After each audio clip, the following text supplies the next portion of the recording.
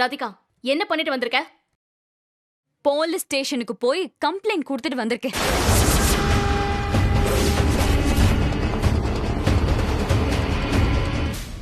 என்னை ஏமாத்த பார்த்தா சும்மா விட்டுருவேனா? ராதிகா, அக்கா, உன்ன மாதிரி பொறுமையா மயிலே மயிலேன்னு பேசிட்டு இருந்தால அவங்க சரிப்பட்டு வர மாட்டாங்க. இப்போ எப்படி இந்த கல்யாணம் நடக்குதுன்னு மட்டும் பாரு. போலீஸ் நேரத்துக்கு அவங்கள தூக்கிட்டு போய் உள்ள வச்சிருப்பாங்க.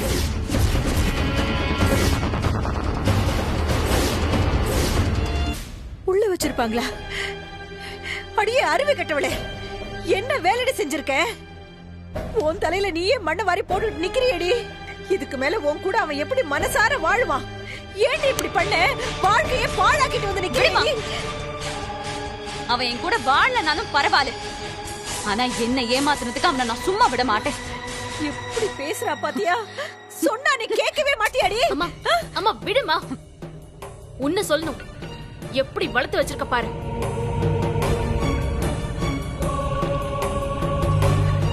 இவளுக்காக ஒவ்வொரு இடமா போய் நான் கேவலப்பட்டதான் மிச்சம்.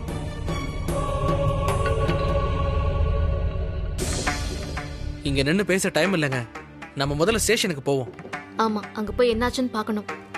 தம்பி போலீஸ் ஸ்டேஷன் வாசல் வரைக்கும் கொண்டு போய் விட்டுட்டான். தங்கச்சி அதை விட நல்ல இம்ப்ரூவ்மெண்ட். நல்லா என் தலை எழுத்து.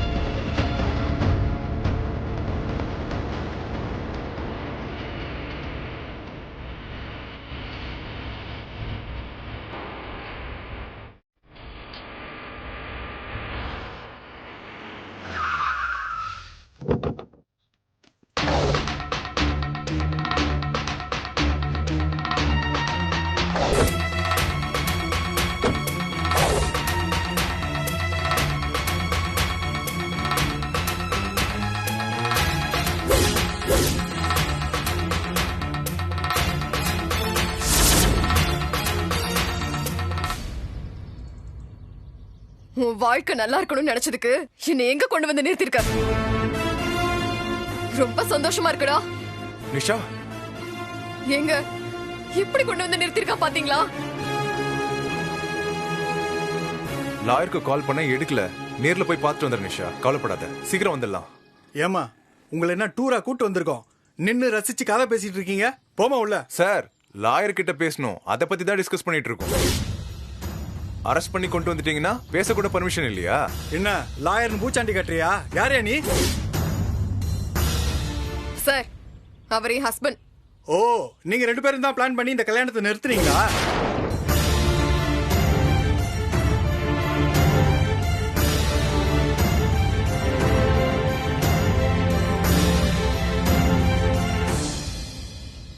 சார், அவங்க கொடுத்த கம்ப்ளைண்ட்ல என்னென்ன போயிருக்கோ தெரியல, அதை அப்படியே நம்பி எங்களை கூட்டிட்டு வந்துட்டீங்க.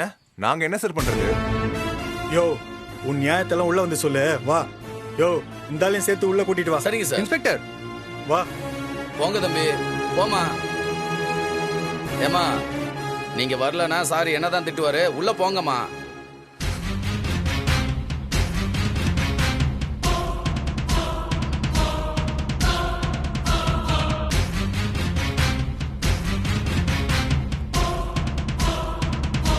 சார், அங்கங்க போறீங்க? உட்காருங்க. எப்படி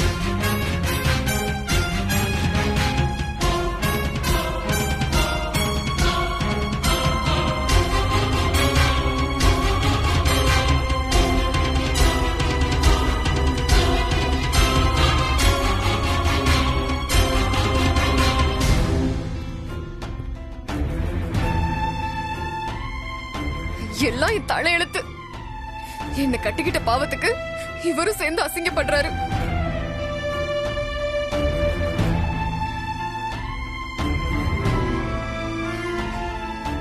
நல்ல மரியாதை வாங்கி கொடுத்துட்டாரு வன்னி. ஏமா, சத்தம் போடாதீங்கம்மா, இது போலீஸ் ஸ்டேஷனு. அமைதியா இருங்கம்மா.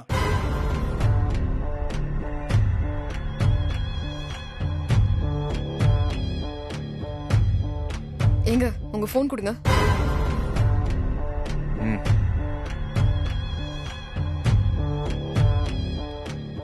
ஏமா, என்னம்மா பண்ணிட்டு இருக்க? போன கொடுமா. சார், வீட்டுக்கு ஒரு கால் பண்ணிக்கிறேன். அப்பா ரொம்ப உடம்பு முடியாம இருக்காரு. Please sir. அதெல்லாம் தப்பு பண்றதுக்கு முன்னாடியே தெரியணும்.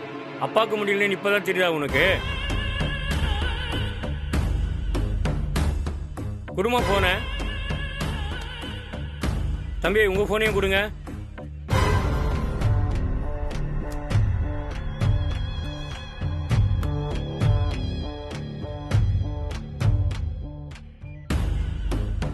எல்லாம் அந்த ராதிகாவால வந்தது. அவளை சும்மா விடவே மாட்டேனா. உடம்பு முழுக்க கொழுப்பு, துண்ணூறு பிடிச்சவ.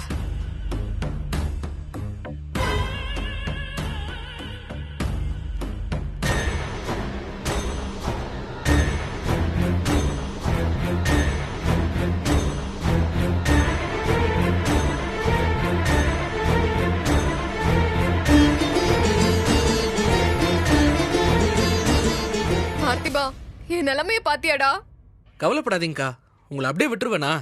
நான் பாத்துக்கிறேன். இவ எதுக்கு வந்திருக்கா? தங்கச்சி கொடுத்த கம்ப்ளைண்ட் பத்தாதுன்னு இவ வேற சேர்த்து கொடுக்க வந்திருக்காளா? சார் என்னம்மா கம்ப்ளைண்டா? இல்ல சார், நான் இவங்களுக்காக வந்திருக்கேன். இவங்களுக்காகவா? ம். என்ன உங்களை ஏமாத்திட்டாங்களா? ஐயோ, அதெல்லாம் இல்ல சார். அவங்க மேல எந்த தப்பும் இல்ல. தயவு செஞ்சு அவங்கள விட்டுருங்க சார். எந்த தப்பும் இல்லையா? ஒரு பொண்ணு 5 வருஷமா காதலிச்சு ஏமாத்திருக்கான் அவன்.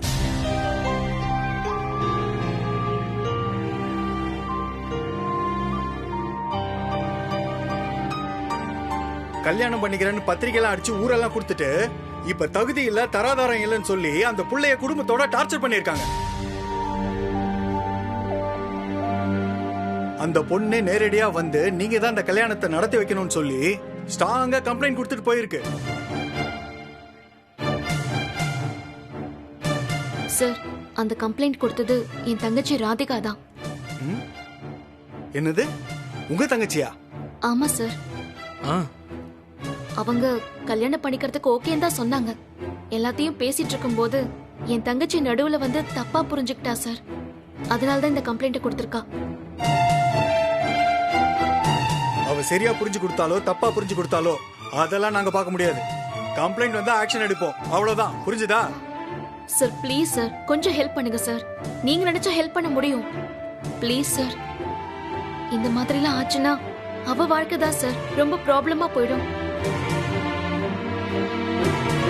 ப்ளீஸ் சார், பெரிய குடும்பம் சார். நான் ஒன்னும் பண்ண முடியாதுமா. எங்களுக்கு பெரிய குடும்பம் சின்ன குடும்பம் எல்லாம் ஒன்னும் கிடையாது. தப்பு பண்ணவங்க தப்பு பண்ணாதவங்க, அவ்வளவுதான். நீ யாராவது நல்ல வக்கீலா பாருங்க. அந்த பொண்ணே வந்து கம்ப்ளைண்ட்டை வாபஸ் வாங்கினாதான் நான் இவங்களை ரிலீஸ் பண்ண முடியும்.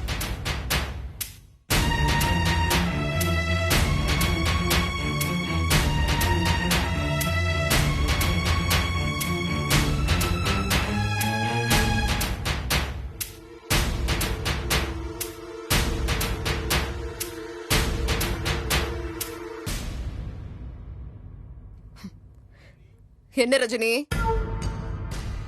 உன் தங்கச்சி எங்களுக்கு வாங்கி கொடுத்த மரியாதையை பாத்தியா? இதுக்குதான் கல்யாணம் பண்ணியே ஆகணும்னு ஒத்த கால நின்னியா? ப்ளீஸ் நிஷா, இப்படிலாம் பேசாதீங்க. இப்படிலாம் ஆகும்னு நான் நினைக்கல. ராதிகா இப்படிலாம் பண்ணுவான்னு சத்தியமா எனக்கு தெரியாது.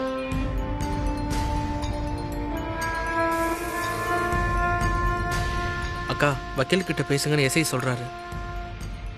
எங்க மொபைல் அவர்கிட்ட தான் இருக்கு. கொஞ்சம் வாங்கி லாயருக்கு கால் பண்ணி லாயரை வர சொல்லு பார்த்திபா. சார், அவங்க ஃபோன் மட்டும் கொடுங்க சார், ஒரு கால் பண்ணி பேசிக்கிறேன். Please sir. இந்தா பேசிட்டு கொடு. Thank you sir. இந்தாங்க.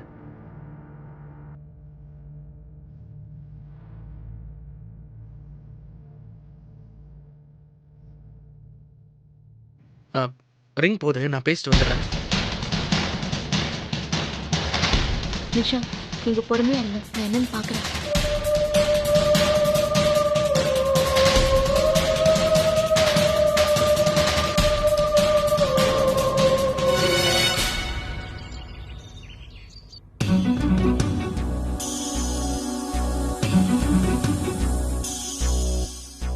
திரும்ப திரும்ப இவர்கிட்ட தான் போய் உதவின்னு கேட்டு நிக்க வேண்டியிருக்கு. இன்னும் என்னெல்லாம் சொல்ல போறாரோ.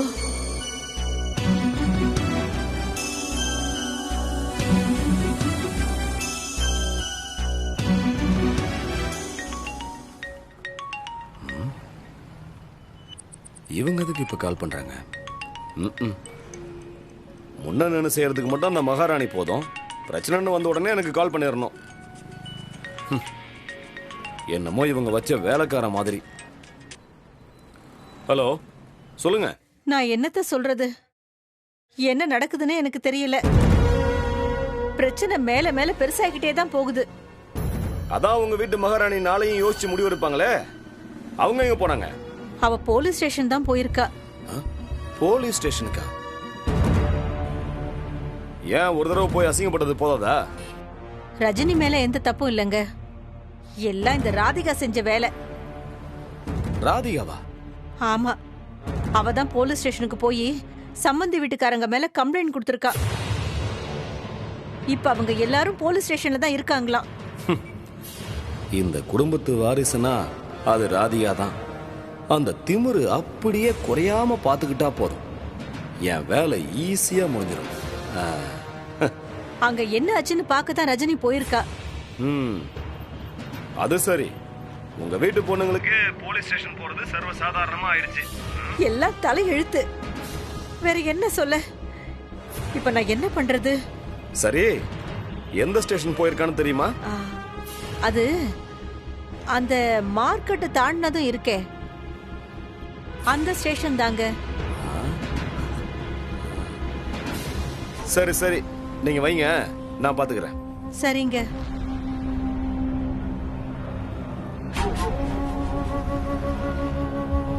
பரவாயில்லடா சிங்கமுத்து, நீயும் யோகக்காரன் தான். ஒன்னு மிஸ் ஆனாலும் அடுத்தடுத்த வாய்ப்பு கிடைச்சுக்கிட்டே இருக்கே. கடவுளே.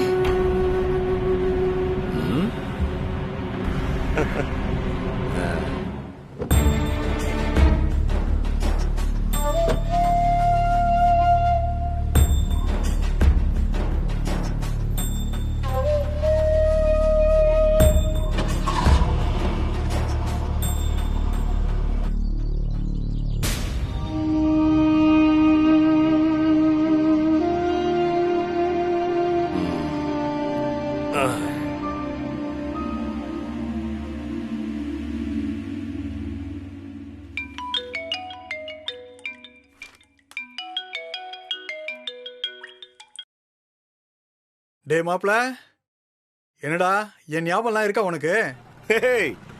என்னடா சண்முகம் இப்படி பேசுற? உன்னை எப்படா நான் மறப்பேன்? ஆமா, எப்படி இருக்க? நல்லா இருக்கேன்டா மாப்ள, அப்படியே போயிட்டு இருக்கு. என் வேலையை பத்தி தான் உனக்கு தெரியுமே. மாப்ள, உன் வேலையை பத்தி எனக்கு தெரியும்டா. நான் உனக்கு இன்னும் கொஞ்சம் வேலை கொடுக்கலான்னு தான் கால் பண்ணேன். சொல்லு மாப்ள, முடிச்சு விட்டுருவோம். ஆள் யாரு? ஒருத்தன்ல மாப்ள, ஒரு 3-4 பேரு. இப்ப கூட உன் ஸ்டேஷன்ல இருக்காங்கன்னு தான் கேள்விப்பட்டேன்.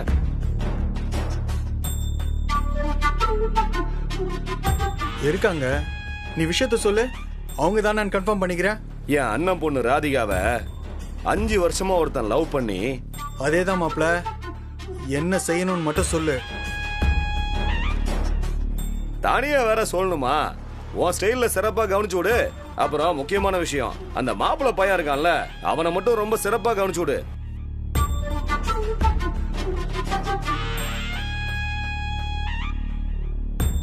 நாளைக்கு நம்ம வீட்டு பொண்ணு அங்க போனா கூட ஒரு பயம் இருக்கும்ல. விடுமாப்ல, சொல்லிட்டல.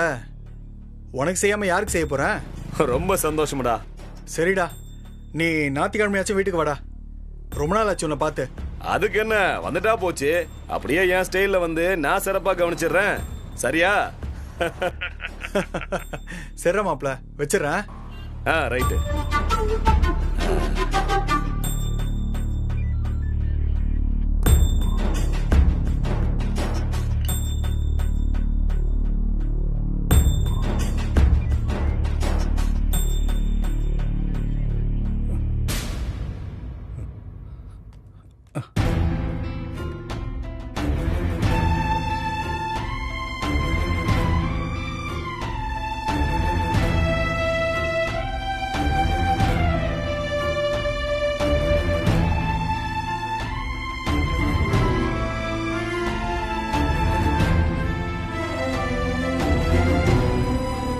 ஒரு நிமிஷம், நீங்க எதுக்கும் கவலைப்படாதீங்க. சார் என்ன பண்ணி வச்சிருக்கீங்க? அவங்க மேல எப்படி சார் இங்க கை வைக்கலாம்? சார் அக்யூஸ்ட் எப்படி ட்ரீட் பண்ணணும்னு நீங்க எங்களுக்கு சொல்லி தர வேணாம். முதல்ல அவங்கள அக்யூஸ்ட்னு சொல்லாதீங்க. கம்ப்ளைண்ட் தான் வந்திருக்கு, இன்னும் ப்ரூவ் ஆகல.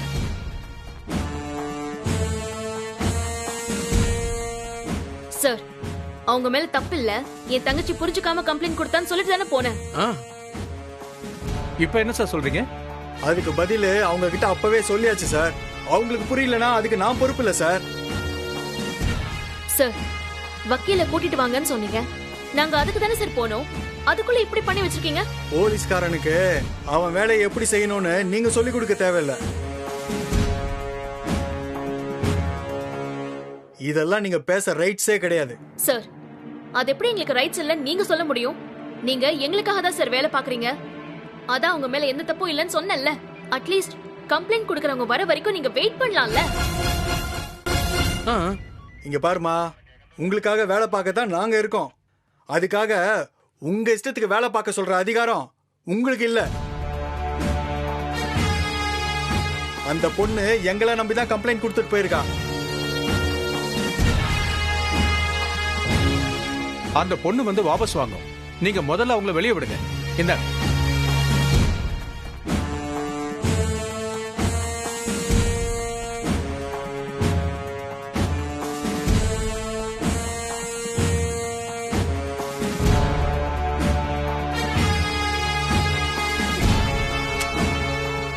சரி கூட்டு போங்க. இங்க பாருங்க, அப்படியே வேகமா வீட்டுக்கு போயிடாதீங்க. இன்னும் ஃபார்மாலிட்டிஸ் எல்லாம் இருக்கு. அந்த பொண்ணு வரணும், அதுக்கப்புறம் தான் நீங்க வீட்டுக்கு போக முடியும். நீங்க சொல்லுங்க சார். நான் பாத்துக்கிறேன், நீங்க எதுவும் பேசிக்க வேண்டாம். வாங்க போலாம். சரிங்க சார். வாங்கம்மா.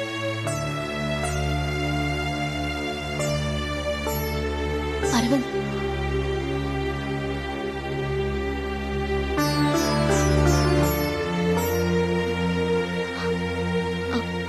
அரவிந்த் அரவிந்த்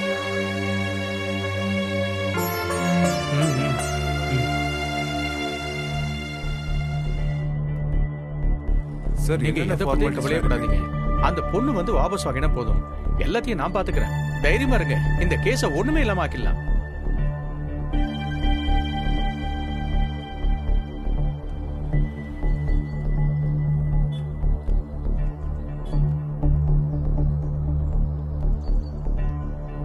அந்த பொண்ணு வந்துட்டாங்கன்னா கண்டிப்பா உங்களை அனுப்பிடுவாங்க.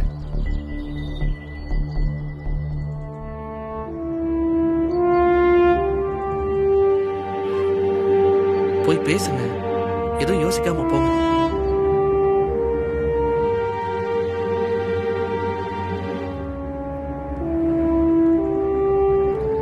Aravind stop it Rajini.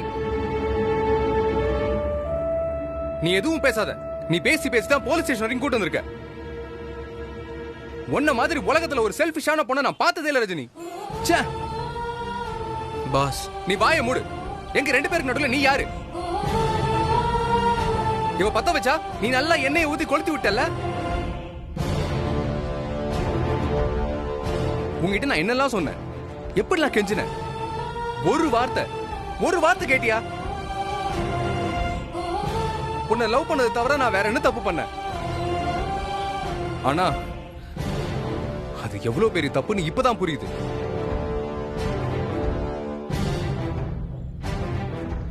இவன் சொன்னதை கேட்டுதானே ராதிகா கிட்ட போய் சொல்லி நான் லவ் பண்றேன்னு சொல்ல சொன்னேன். நான் தான் அப்பவே சொன்னல. இப்ப பாத்தியா இது எங்க போய் முடிய போதோ நான் சொன்னல. கேட்டியா? அதே மாதிரி நடந்து போச்சு. எந்த ப்ராப்ளமும் இல்ல சார். இனிமே எதுவும் வராதுல்ல. நான் சொல்றது ஸ்டாப் இட் ரஜினி. நீ சொன்னதை கேட்டுதான் நாங்க கேவலப்பட்டு இங்க நிக்கிறோம். மொத்த குடும்பத்தை நடுரோட்ட கொண்டு வந்துட்டல்ல. தப்புதான் அரவிந்த், நான் பண்ணது தப்புதான். என்ன மன்னிச்சிரு. உனக்கு எது சரின்னு தோணுதோ அத நீ செய் அரவிந்த். இனிமே அதை செய் இதை செய்யு நான் சொல்ல மாட்டேன். ஓகே, நான் என்ன ஏதுன்னு பார்த்துட்டு வந்துடுறேன். ராதிகா உனக்கு வேண்டாம் அரவிந்த். அவ உன் குடும்பத்துக்கு சரிப்பட்டு வர மாட்டான். அவளை நீ கல்யாணம் பண்ணிக்க வேண்டாம். I'm sorry. இதுதானே நான் முதல்லயே சொன்னேன், கேட்டீங்களா? இப்படி அசிங்கப்படுத்திட்டீங்கல்ல. தப்புதான் நிஷா. எல்லாருக்கும் நல்லதுதான் நான் செஞ்சேன். ஆனா அது இப்படி வந்து முடியும்னு நான் நினைக்கவே இல்லை. இனி நீங்க என்ன செய்யணும்னு நினைக்கிறீங்களோ அதை செய்யுங்க. நீங்க என்ன முடிவெடுத்தாலும் எனக்கு ஓகே தான். ஆனா